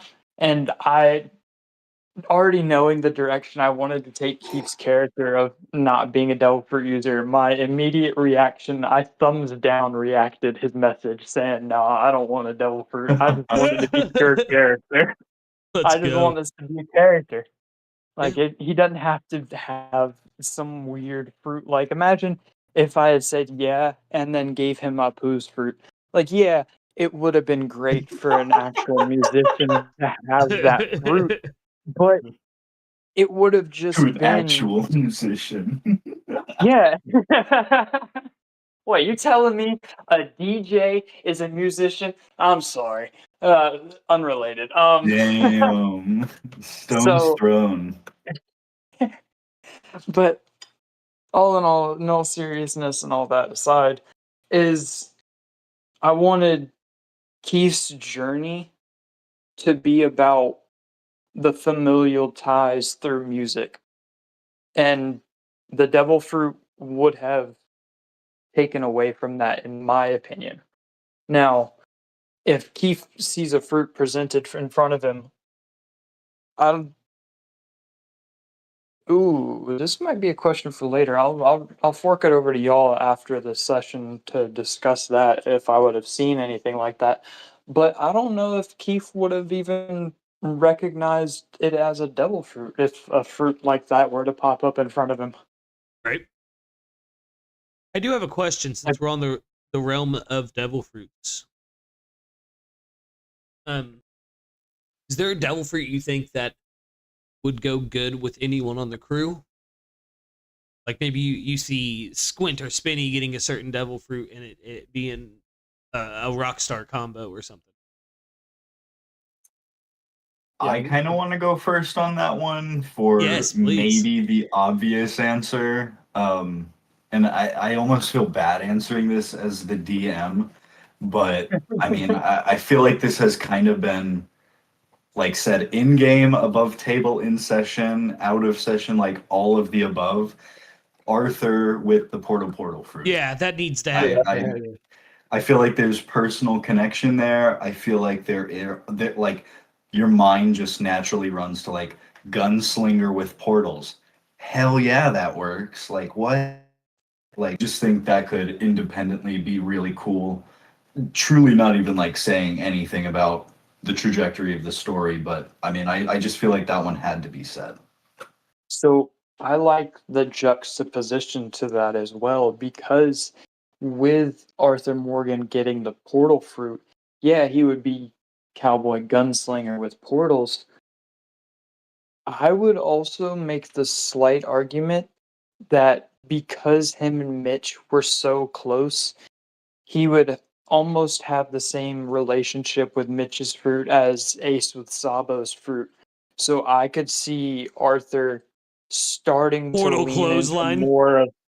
more of a wrestling approach with the portal usage as well as using his guns with them because we saw Mitch open up a portal for Arthur to be able to shoot through when Arthur had missed his shot. So he already knows that that is a groundwork frame.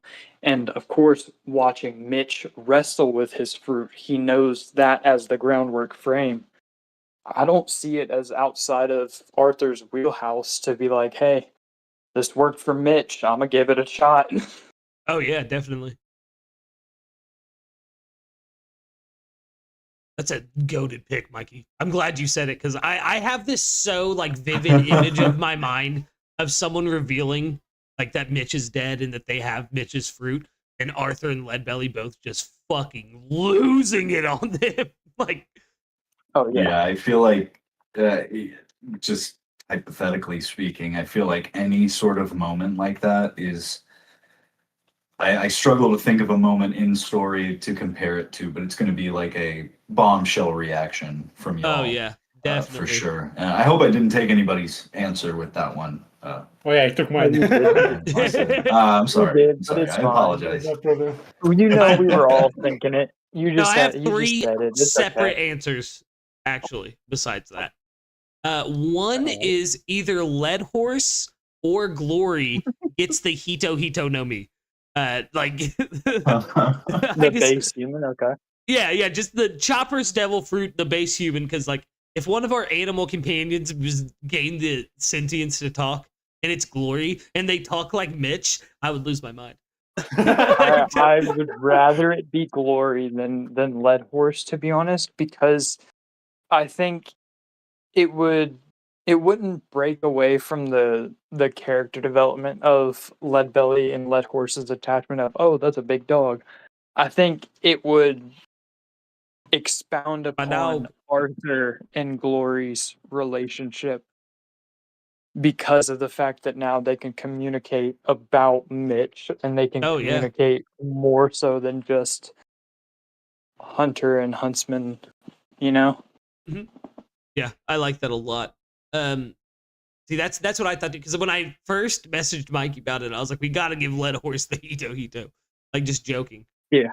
But just like, for the like the memes of, oh yeah, I ride my Yeah. horse into battle and now my horse is a man that's just as tall as me. yeah, exactly. But then I started thinking about like Glory. Imagine I'm still riding him though.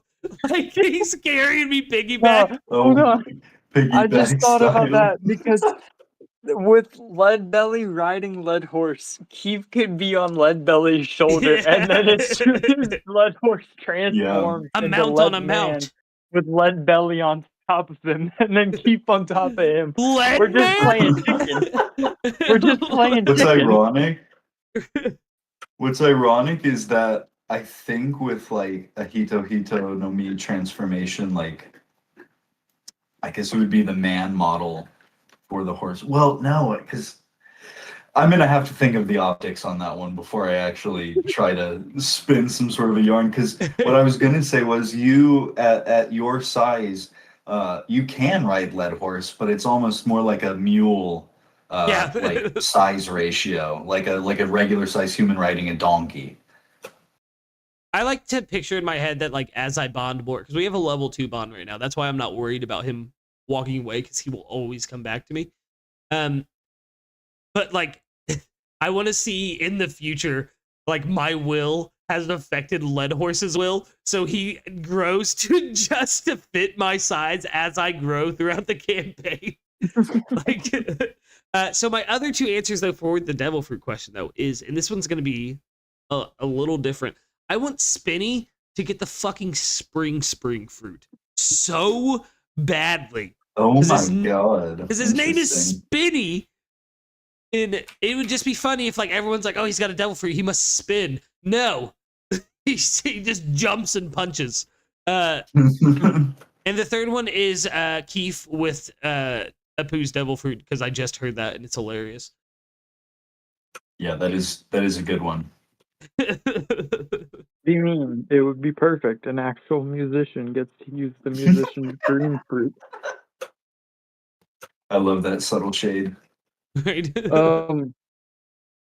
I would have to, outside of the obvious ones, which is Arthur for Portal Fruit, Kief for Scratchman Apu's fruit. I can never remember the name of it. Neither can I. I'm pretty sure it's like an actual Oto no Mi? onomatopoeia. It's Yeah. Oto, I believe, or something. Or is that fucking Otis? No, now I gotta look it up. No, it's Oto.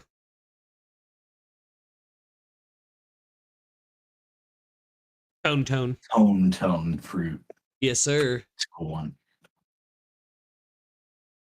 Yeah, I think outside of those, it would.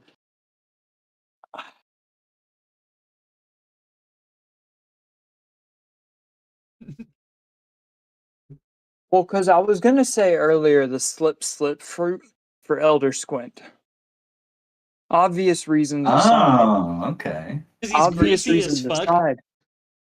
No, no, because he would actually start to look younger again, and he would actually be fitting of the energetic youth kind of that he has lived upon to this point. It would allow him in combat to be able to stay away from any fatal damage while also still providing helpful battle advantages. Not like actual advantage, but more people in a fight usually means you have better odds. And I think someone like him with the slip fruit is almost too perfect in a sense that this is an old man Do you know how you get to be an old man in the One Piece verse? I'm being cracked. You're either strong enough to survive, or you're wise enough to plan for any eventuality. Or you live on a farm. You live on a farm.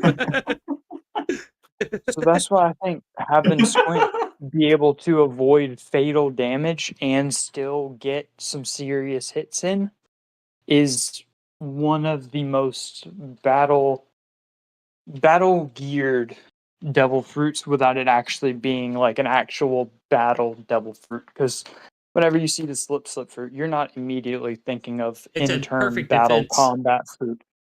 Yeah, and that's what someone like him would be perfect using.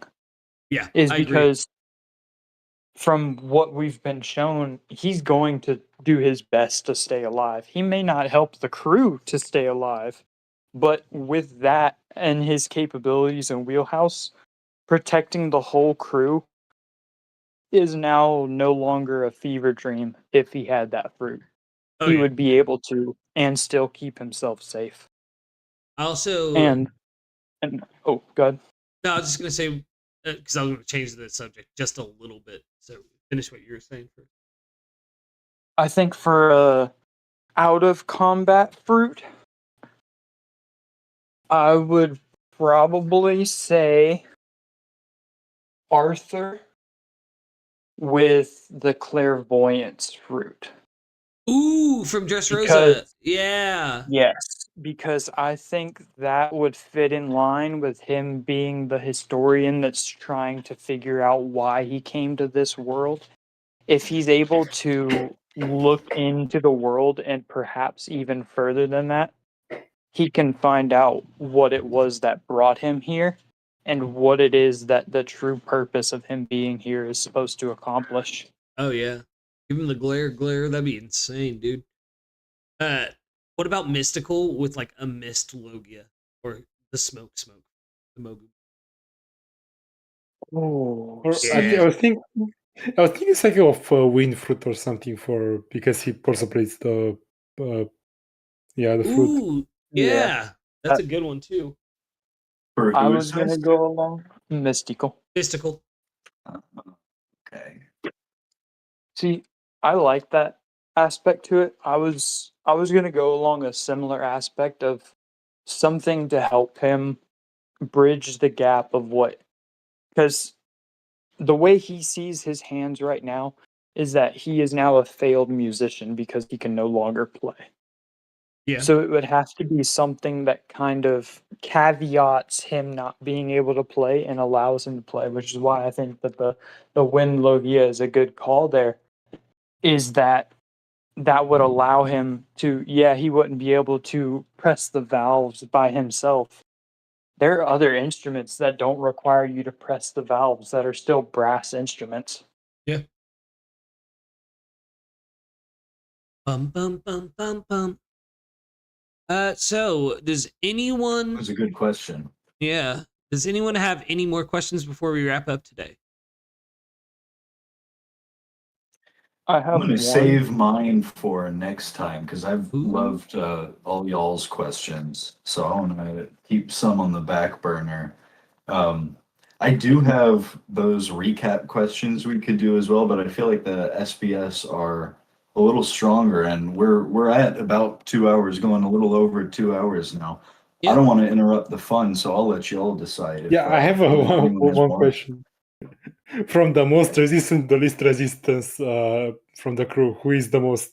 Yeah, what's the order of alcohol consumption? Oh yeah, Oh yeah. my Who has God. the best tolerance? I thought you meant like Oh, man. fighting. All right. So did I. I didn't want to write that. Threshold. I will throw my hat in the ring at Kief at the least. Because if you look at it, blood alcohol tolerance is transmitted via height and weight. And I don't know if y'all noticed, Kief being a Tentata is not that tall or Oh, that yeah. heavy. So that's why Mikey played it up whenever we were at the bar. She gave me a tiny glass and gave everyone else big glasses. Whereas when we were at the first bar and we were at Henry the Horse's, Kief got regular sized glasses compared to everybody else. Mm-hmm. Only whenever we went to the oh no, I forgot her name again. Mary? Yeah. Arian. She was the only one to give him a glass that was fitting of his size in terms of alcohol portions. Keep getting sloshed off Is one that shot. kind of a follow-up?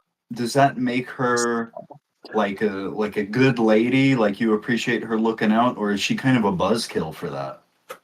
So above table, I like that in that while none of the other people really even were looking out for Kief in that aspect, this lady who he has, I'm going based off of what me and Mikey have talked about, which is almost nothing about her, is that only interacted in passing. Like Mikey asked me a question the other day, and I was like, probably just kept it professional with the majority of them. Yeah. Only interacted with them in passing. Never had any actual conversations with them. This is the longest conversation that I'm assuming Kief has ever had with Marianne, and just that initial interaction of her being like, "Oh, well, the big glass for you would be way too much, so I got you." I like take this it as, thing. yo, haven't met this person before, but they're good natured because they're showing it through Mhm. this action right here. And as Kief, he would be understanding of that, but it was also hey, this lady's freakishly big, but she's making fun of me because I'm freakishly small. Well, it's all right. She didn't mean anything by it. I want Because to know if she he pulled could out like an eyedropper as well. Like put that in the bottle and like squeezed it and then like dropped like just enough alcohol for Keef. 2, 3, 4, Yeah. counting out each drop. I love serving tentatas. One bottle lasts for 2 weeks. For me, Tentatas only. yeah, I have to agree. I think Keef would be the least tolerant to alcohol, followed by surprisingly Arthur. If you remember correctly, Arthur got shit-faced that night that we partied with Keef in the band. Then I'd have to say, no, I can't put Arthur that low because the Tweedles and Squint have to go like in between Keef and Arthur because they all got fucking like blackout drunk when we were playing with the big band. I think Kiryu has a really high alcohol tolerance. I don't know if it's higher than Leadbelly's. Even though Leadbelly doesn't drink very often, he's gigantic. Yeah, he's just gigantic, so he doesn't feel the effects of alcohol as much as other people would. That's why he was complaining that, like, if you remember correctly, he took like 5 shots and it felt like he'd taken 1. Like he was like, oh, finally, Like, I hey, took a fucking shot. no. Yeah. That was whenever we had walked over to drink with the Marines. Mhm. Whenever we found out that they had one of their friends missing too. What about Yeah, I'm you, gonna Josh? say yeah. Kiryu has 0 levels of tolerance. Oh yeah, that's what I'm saying. I think that there will probably be a moment where we have a drinking competition and we'll figure out definitively whose character has the highest tolerance. Maybe after we celebrate the fall of the Rashwan Kingdom. I'm here for it as long as it's the Keith dies of alcohol poisoning. okay.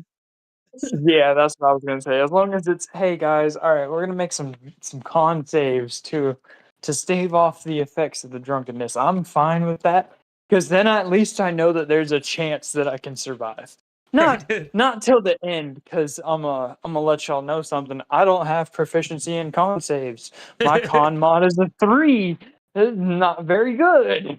I noticed that earlier whenever he asked us to make the con save for hair growth. I was like, oh, okay. Well, let's see how this goes. I'm also not proficient in con save. But it's fitting, though. Albeit fitting. So I do have. Were there any other questions from you guys? I have one like final question. I think is a really good one to end off on, but I want to make sure I give like that everyone has a chance. Then Did Kiryu give his ranking? Josh, rather? I'll say yeah, I agree with most of what Lucas said. You notice I didn't include Spinny because we haven't seen him get drunk yet. Yeah, I think he's pretty up there. I think so he's too, better actually. than Arthur. I don't know. I feel like he's just gonna You guys get think drunk and Spinny start could throw ranting down? about the birds. Yeah, I think Spinny could throw down. Yeah, he's sitting there thinking about the birds. He's like, I love birds. Yeah, If I he's don't make gonna it get through this drunk and be like, battle. "Oh, these peaceful birds." Birds. Is Son Goku a bird? I cannot kill Son Goku. All right. I do have one to throw in before the final question you have, so to speak. If there would be one character from the Straw Hat crew that your character would actually want to meet, who would it be? I've thought about this before. So if the character from the Straw Hats, we met them, that would mean that our campaign is canon to the Straw Hats tales as well, which would mean that I'm more than likely the person who had the devil fruit before Nico Robin. So I would love to meet Nico Robin and just be like, oh, we have the same fruit. Yeah, hana, hana, hana. Start laughing to each other. Hana, hana, hana, hana, hana. And then you see that she doesn't have the Hana Hana laugh. It's like, my will has been removed from the fruit. I have my own laugh. Yeah, my own. She hits you with the you're like, oh, Huh? Nani? Honey? Yeah, that's my answer. Robin for sure. Josh? For me, I think it would be Frankie. Let's go. I can see it. Yeah, he has style. And you guys could talk shop about machines and stuff. Yeah. You could literally show him blueprints and he'd be more fascinated than anything else. More, Yeah, probably more than if you brought him cola.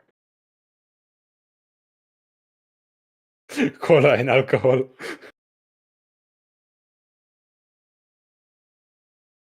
So But yeah, that's it. Kief, what about your answer? I want to say that I think that Kief would. It's kind of a two-pronged one because in the musician aspect and the sort of familial ties aspect, he wants to have the conversation with Brooke about traveling with his old crew and watching all of them die out, then he himself dying out, but still being the one to carry on their will. And I think that would hit home with Kief because with him losing his memories, that's essentially the same thing that happened to him. Is he watched all of his sworn brothers at that point fade away out of his own mind to where he didn't even remember them. It's I think that it's the juxtaposition of their two familial musical ties of, hey, you carried on their will. I forgot that they had a will. And outside of musician and in terms of wanting to see who is actually most related to the man he chose to follow, have to go see Luffy. Let's See go. the actual man of liberation and see how he compares to Leadbelly, the man of liberation. Could you imagine the moment of like fucking Leadbelly and Kief getting a glimpse of the future and seeing Luffy as Nika? Like how emotional they would get as followers of Nika. Like that would be So I would love it if it was only one moment in particular. It would be the moment of the 5 Gorosei members pulling up on Luffy when he's bouncing in Sun God Nika form in Oh Egghead, yeah. and not the moment of him going Gear Fifth against Kaido. Because while that one was a touching one, and the morals that Luffy brought about during that stage of the fight were something that I think could also tug on Leadbelly and Kief's heartstrings of, yeah, well, when you're dead, there's nothing else but bones, so do what you can while you're alive. I think that would hit home a lot. It would be the, hey, this guy is carrying on your will to Leadbelly of, hey, this guy is actually directly opposing the current system of the Gorosei Oh yeah.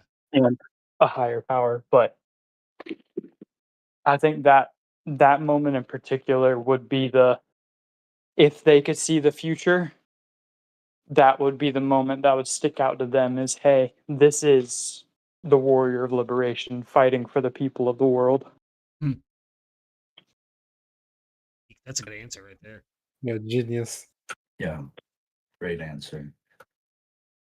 So, this one, as the final question, I want answers from everybody. Mikey, you as well, brother. Of course. What's one thing you would love to see play out in the campaign? Whether it be like a character interaction or just like anything. I want to answer first. I want to see, and it doesn't have to be through present time storytelling. It could be when Kief is fully reliving the memories back then. But I'm most excited to see the set and scope of this is the path. This is their final dance, air quotes. And here is what led to them being where they are today. Because we've seen Leadbelly's scattered memories of it. We've seen Skeef. We've seen Skeef. Kief recollecting the scattered memories of it. It's I think whenever we get brought to that scene and it's a full actual scene instead of just bits and pieces put together, I think it's gonna be so phenomenal. We're actually gonna be moved to tears during it. Yeah. I'm physically and emotionally not ready for that moment. Yeah, me and Mikey know a little bit more about how things played out and we left. But I've thought about like the role play for that scene so many times in my head that I myself have like moved myself to tears, like thinking about it. Like, fuck, if we hit it right, I think you're right. I think it'll be one of the best moments of the game. Mikey, Josh, what about you guys? Yeah, I have a lot of moments like the reunion with my sister and some that I can't really talk about right now because they might happen in the future. But I would say I'm looking forward to reuniting with my brother again. Not really reuniting, but seeing him again face to face. I mean, fist to fist. I agree. Sword to sword. Pause.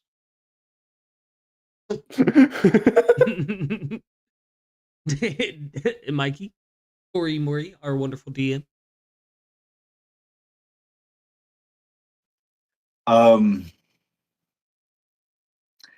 I think I want to go last. I want to hear what you have to say first, Lucas. Oh yeah, okay. So I've had a lot of good moments with Kief, Kiryu, and Arthur, but I feel like me and Ragnar have not had the chance to like separate from everybody and like have our own little Bill and Ted's Excellent Adventure. So I would really love to eventually have like a bottleneck episode where it's me and Abyss trapped in a cave, and I kind of getting some good like talk in. You know what I mean? Some good role playing back and forth. Ragnar is something that I've been really wanting for a while, and it started to get there with like right before he transformed into Zabeast, and Zabeast took him away from us. But But that's one of them. Another one I want to see though is Kiryu's brother come back, because I want to know how that goes down. If I'm being honest, I want to know, because Leadbelly has some feelings about Suryu as well. The way he left the group. Mysteries. But yeah, mine is definitely just like a bottleneck episode of Leadbelly and Abyss trapped in a cave, talking it out. Leadbelly helping him come to terms with what he is. I would love that. Ooh, nice. Great answers all around. Great SBS as well, by the way. This was a lot of fun. Long overdue for sure. Oh yeah. My answer. It's a tough one. Like, I don't want to give anything away, but I suppose I am curious how you guys or who from the past you all will specifically seek out, if at all. Super stoked to see you guys get to the Grand Line. Already sort of storyboarding stuff for that little stretch, which I know is not right around the corner, but I know plenty of you are very eager to get there. Oh yeah. And yeah, just hopefully seeing some cool twists I have planned. Hopefully pay off and hit well. And Leadbelly's going after Mantang next session. We're getting that talk, Kief. Yeah. With That's that, kind of what I said, Leadbelly. I think he actually wants to free them.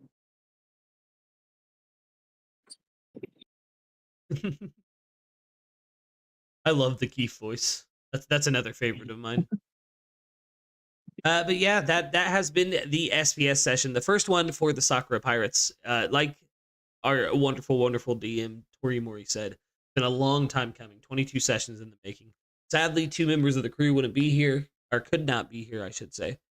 But it's okay. We had fun. I hope you guys had fun. I know it was a little longer than what we had initially thought, but that's okay. 20 minutes over is not a bad time to go over. Yeah, we got into some good questions there. Oh, yeah. Thanks for joining, everybody, to my party in the chat here, and huge shout out to Arthur or Cody and Ragnar, of course, Arthur and Abyss. Can't wait to reunite with everybody next week.